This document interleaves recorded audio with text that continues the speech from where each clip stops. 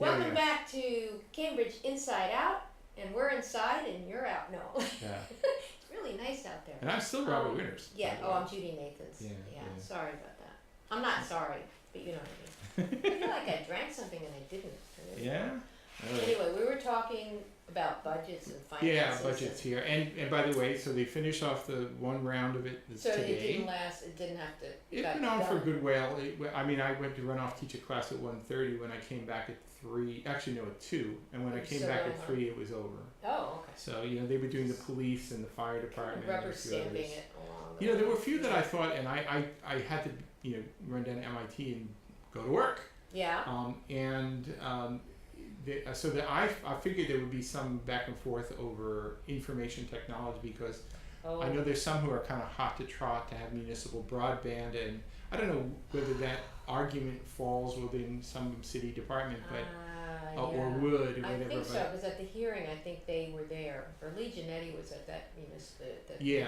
Yeah. So I imagine that could be sort of a point of contention. I know the election commission budget was pulled. I don't know whether they address that. By the way, today is, I assume will be, the last day on the job for Polly, who is the election commission. Okay. Yeah, Polly Cup. So she's been there for I forget now, 10 years, something like that. Done a great job, and and now Victoria Harris is going to take over as of tomorrow. Right. And I think they have their first meeting this week as a newly. They selected who the chair and such is. So the new gal probably just gets stuck, peeling potatoes or whatever they do at the election commission. So that was done. So that budget was. And so probably we just mentioned that next Tuesday at 9 a.m. if you're really hot to trot for budget stuff. And honestly, it's a good place to learn about some of the particulars. Does each department have to present, or is it just brought up, and if there's a question, they have to be available? How does that go? So there was a time years ago where everybody from the departments would have to wait, and then when their item came up, they might not even deal with it.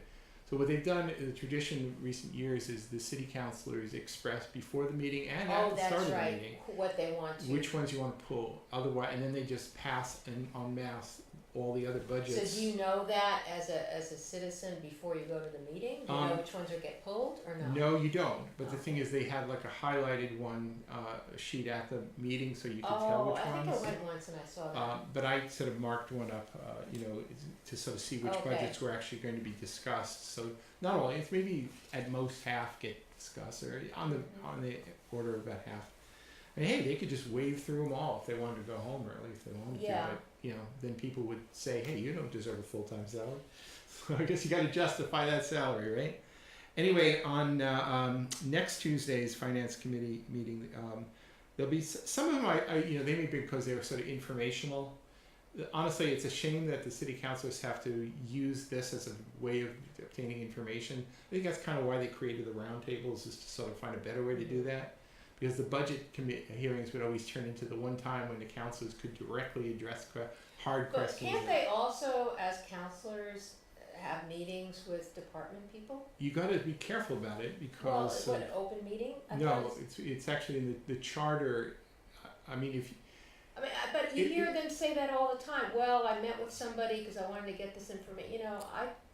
So they do it, but that's the one thing the councilor can't legally do is to basically strong arm a city worker or department. I understand that, but if they just want some information or clarity, is that okay? Just make a call, and they've always just called them up and say, "Hey, what's up here?" It seems like I remember one meeting where one councilor was almost scolding another, saying, "Well, you could have found that out before." It's true. It's true. If it's a little thing, but if you're talking about something substantial, the better way to do it is to file a council order.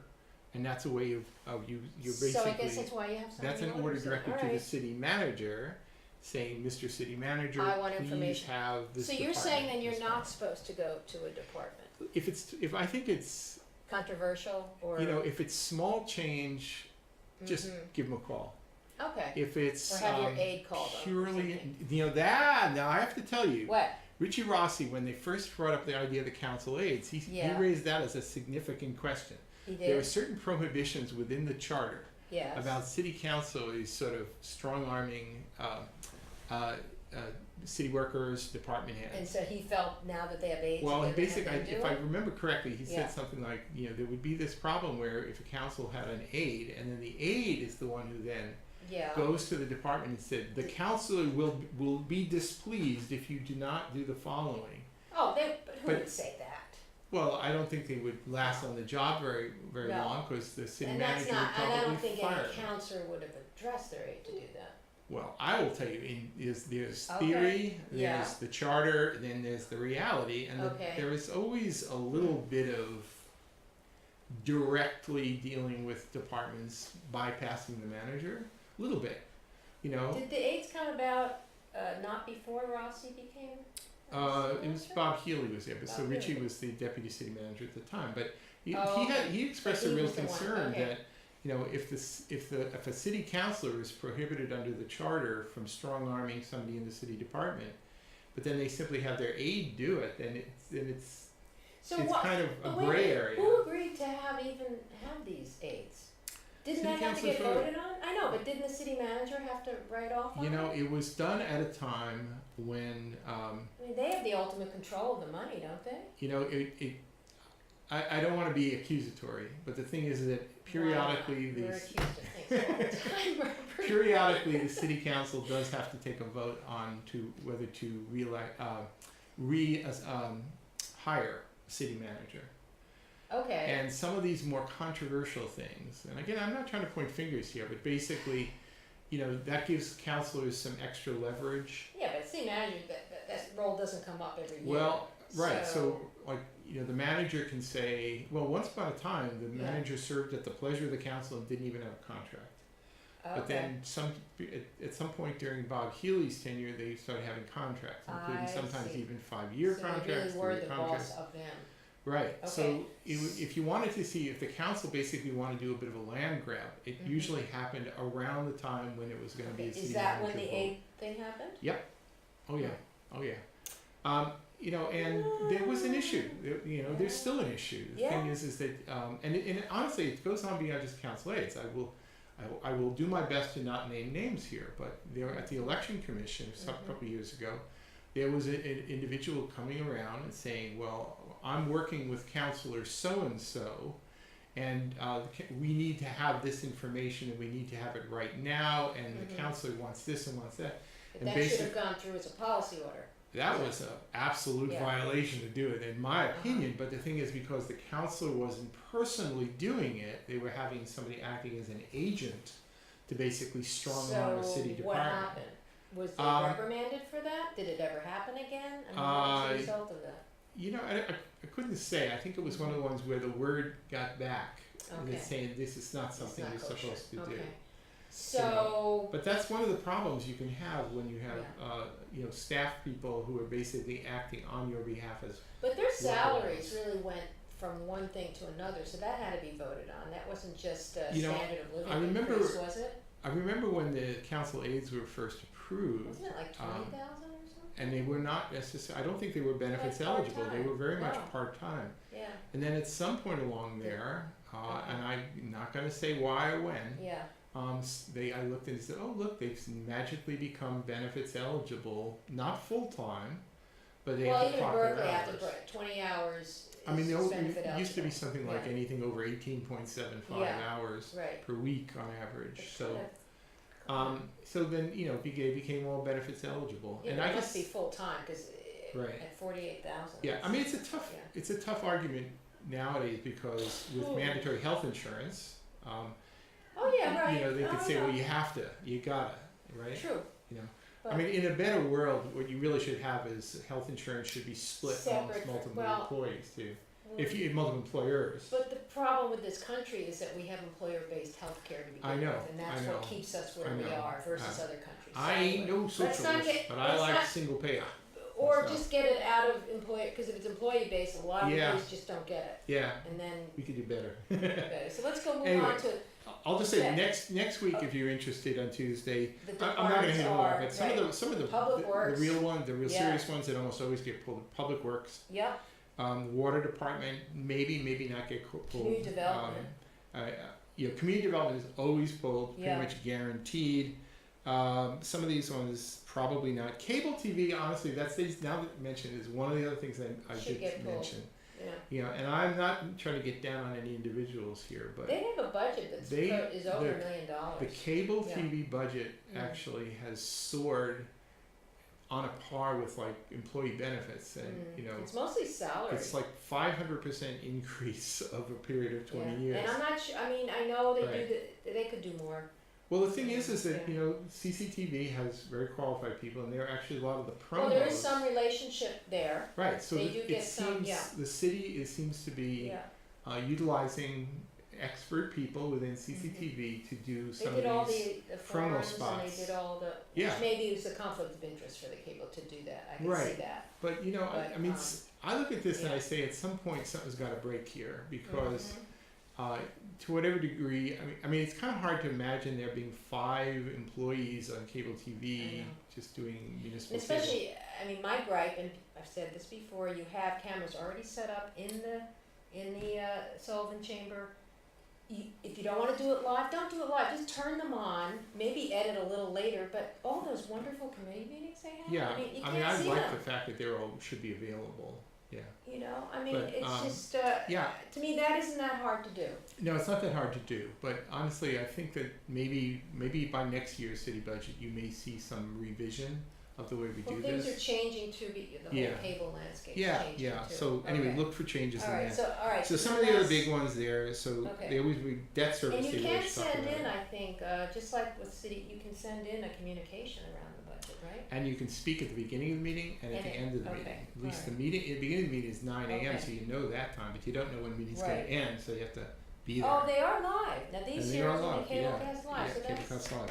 Forgot about that. But next week will also be Cable TV Library, Human Services, which has actually grown dramatically. Well, Veterans is now in there, no? Oh no, it's separate. Right, but Human Services programs is actually, in terms of positions, has grown dramatically. But I think that's really because of city policy wants to provide lots and lots and lots of services. That doesn't mean they all get paid well. I mean, a lot of probably social and after school teachers, isn't that all come under Human Services? Maybe not. I think they do, I think they do, not part of school department. Exactly. All right. There's some other ones here. I won't go into all of them here, but MWRA. But that's not something they can really talk too much about. But the thing is, MWRA, there is an assessment, so it's a budget line item. All right. All right. So let's go on to public investment. Actually, is another one that could potentially that's come up at some meetings. Capital interesting programs. Or whatever. So anyway, so that's next Tuesday for those who are interested. And the following day in the evening is the school department budget. So that's Wednesday, May 9th, 6 p.m. All right, and that's also in the Sullivan Chamber. It is? Not at Henrietta Adams? Not at the Adams. No. So anyway, so that's some of the sort of big stuff happening there. Now we did actually have a city council meeting last night. Or so I'm told. Actually, I was there. You were there. I know. I heard you called out. That's how I knew you were. Yeah. It was on campaign. What did you groan or something? It was on the campaign finance report. Some of what went on in there was just totally cool and reasonable and whatever. Oh, the whole thing about the banner in and again, I did not hear Club 47 mentioned. I mean, Club Pessy mentioned once about this alley. You're really showing. I am. The older come on, people. Club Pessy is there. The thing is, they wouldn't like maybe a little banner. So let's give a quick minute to this. So Palmer Street in Harvard Square. So the Harvard Square Business Association. It was a plan drafted a couple of years ago about putting some sort of lit banner over where there's a crossover between the two branches of the Coop. And so it's Ross Miller, who basically is the one who does all the outdoor banners in Harvard Square and Central Square. With the lights. Yeah, they're very nice. Holiday lights. So this is something a little bit different, but it would basically be over where the bridge is, and between the buildings of the Coop. And I think they changed it. They turned it into a so-called shared street, without curbs. And there was some hopes of some years ago when they redid this whole redesign that this was going to become a place. the Harvard Square Business Association had some say about this. Yeah, and honestly, and as did the Arts Council. Okay. But the thing is, it hasn't really panned out as a real place. Dark. So I think, yeah, it kind of feels dark. So they want to put in a kind of this sort of lit art display in there. I think it's a great idea. I'm actually bewildered the fact that some people are raising issues about it. It's not like it's out in the middle of. Get a life. Did they have this discussion when the Christmas ones were put up or the holiday ones? Excuse me. No, but I could tell you a funny story about that in Central Square, but that's another time. All right. Okay. So anyway, but it's caused all these people. Not all these people. We're talking about 4 people raising objections and everybody else saying, "Come on." It's that other association, the Harvard. Our Harvard Square and the lighting and a few people. others, right? Well, listen. A lot of this is about getting leverage and a little bit of control, so they want to have a little bit of a say in things. I get that. That's cool. But the really important thing is not, the lit banner. That's small change. The fact is that street could be a really cool place. It's the one street, and that plus Winthrop Street, where there's not cars whipping through there. That's right. And so it could be a real pedestrian only thoroughfare that, in an ideal world, in addition to the loading, it has to happen there. Yeah, but there's an entrance to the coop right there. And they ought to have sidewalk displays. They should have merchandise for sale. Honestly, in an ideal world, Mr. DePasquale, here's what I want. Yeah.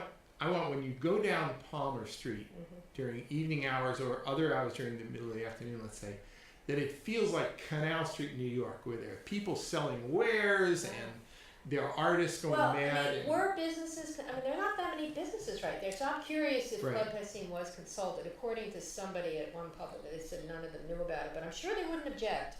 No, I don't think they would object at to all. have beautiful banner. No, it'd be great. It'd be great. But the thing is that if Gerald Chandler gets off his duff and actually does something, it's going to be years. No, it might happen. It might happen sooner but than that you think. was another reason brought up that it could light up the area. The thing is, there is more of like an emergency egress there. But the thing is, you could have a real working entryway into a theater complex that feeds onto Palmer Street, so that theater goers coming out of it could empty onto Palmer, and it could be a thing. Okay, is this a permanent thing, by the way? It's not permanent, but nobody specified how long it would temporarily be. So why not just do a pilot thing and see? There are better ideas out there. I was speaking with the head, Jason Weeks, head of the Arts Council, this morning. Are they in support of it? I think so, yeah.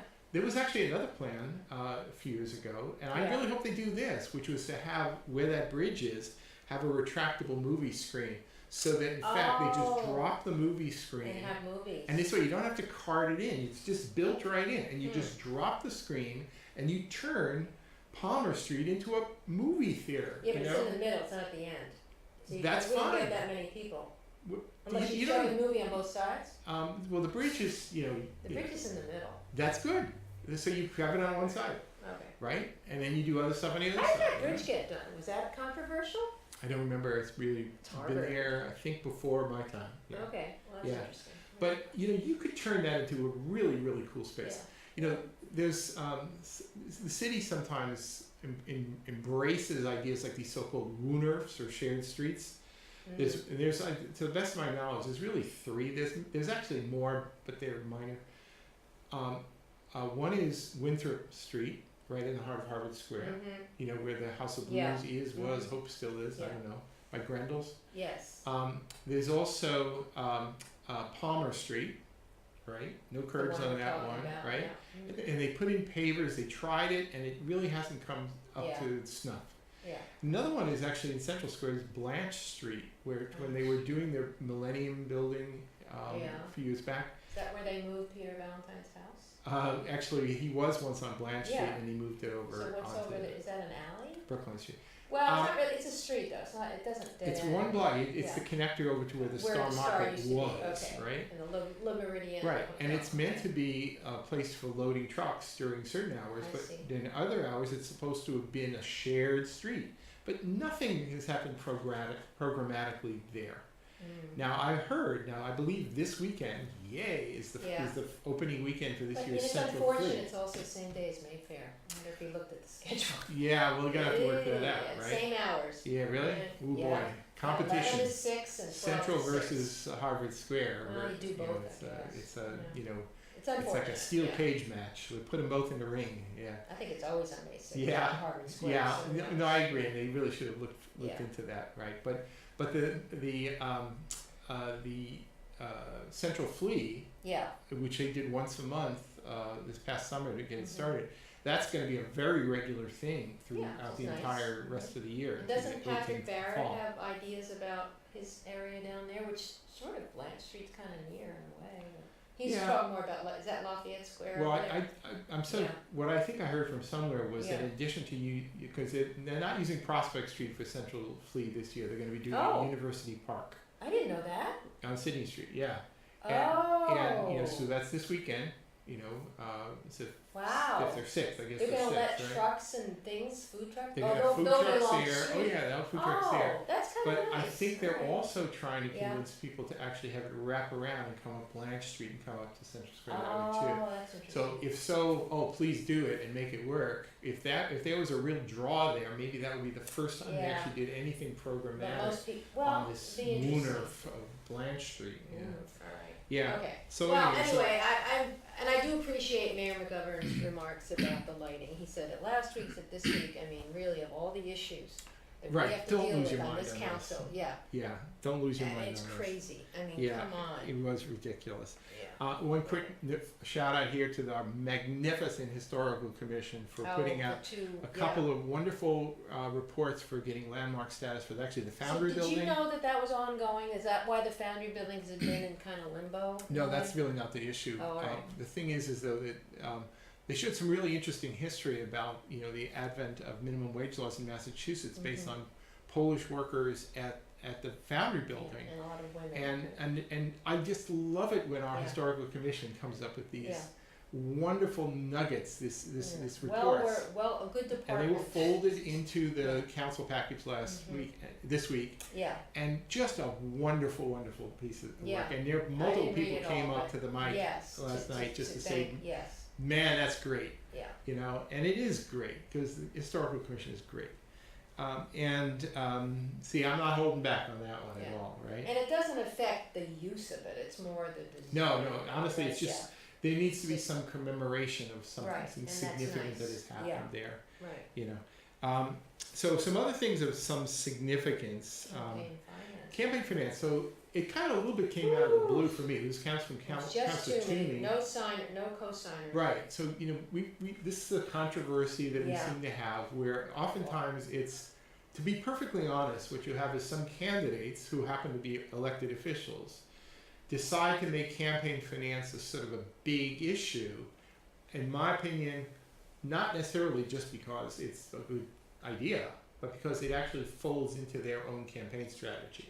I'm the person who doesn't take money from developers, or I only take It's an local money, ongoing or thing I this or about, I that, right? I mean, So in a way, it was kind of funny with Councilor Toomey. Then he's the one who then basically strikes the first blow on campaign well, he finance. really pointed out that 02138 area and all the contributions, a lot of You it know, going there. I And can just- there's a little bit of a dig. Maybe it was a little bit of a dig, but I can yeah. show you articles that I got of microfilm in the 1940s Yeah. of the level of resentment of people from other parts of the city because of the big money that was being just lavished upon candidates from. It's our world. I It's know, really the country. I know. The thing is, what you have said before, and what I agree with is, let's just have a voluntary cap at 30,000, which is interesting. That's what his thing was, but it's Yeah. so convoluted. It's like applying for a free lunch. There That's were- really what it came down to. Yeah, and You had to fill out eligibility, and then everybody would get 15,000 if they got a certain. Crazy. and as one of the and The mayor started saying, in his head, and I was at home watching. I said, "Yeah, like $500,000, maybe you can have 25 candidates." it would be, and so It's crazy. there was actually a small. And again, I'm going to thank Councilor Mallon for sort of saying this Yes. here. Oh, So that this is is being cast as sort of like public finance. about Yeah. sort of campaign, publicly financed, So Councilor Wow. Mallon correctly points out, says, you do realize Yeah. that in fact campaigns are publicly financed now. Right. It's the public money. that The gets- money comes right. from the public. Right. So what you're really talking about It's using municipal. Right. taxpayer-funded, municipally financed campaigns as That's opposed right, to and that publicly should financed. really be stated. And at least one counselor so said, well, yeah, but people may not support it if we called it what it is. The mayor, I know, Martin it's Severn said that, because he said that's been floated before, and people said, well, they may not vote for it, they So know it's let's- their money. Well, yeah. well, come on, how about a little honesty here, Yeah, right? right. I mean, let's just call it what it is. Yeah, Now I could be convinced, and I've said this in the past, I Yeah. could be convinced yeah, that there may be some call for some financing, from a public source for campaigns. okay. I have not yet seen a good cogent Model, argument yeah. I for haven't it. studied enough. Some people have looked at other cities. I don't really know what the answer is. And I will say that You know, Seattle does it. there are a maybe? few places who Yeah. do it, but the thing is, it's for winner take all single seat And elections. it's also not $15,000. Right. Think, either. I don't think it is either. Well, you have to qualify to and get you that qualify. 15,000. Yeah, so